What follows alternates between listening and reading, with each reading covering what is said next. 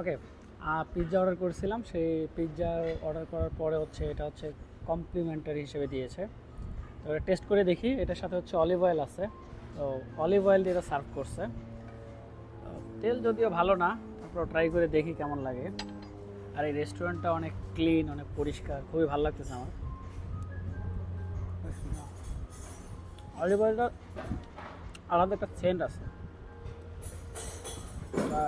বলার মতো না। তো এটা 3 পিস দিছে। এটা থাকি বেশ মজা। এখন অনেক কিছু দেয়া আছে। এটা হচ্ছে আমার পিৎজা, 1 স্লাইস। পুরোটা আপনাদের না দেখে।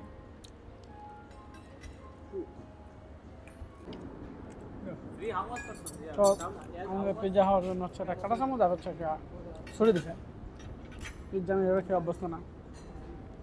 বাঙালি মানুষ মালদ্বীপ আসতে পিৎজা এভাবে খেয়ে অভ্যস্ত, এভাবে খেয়ে দিচ্ছি না।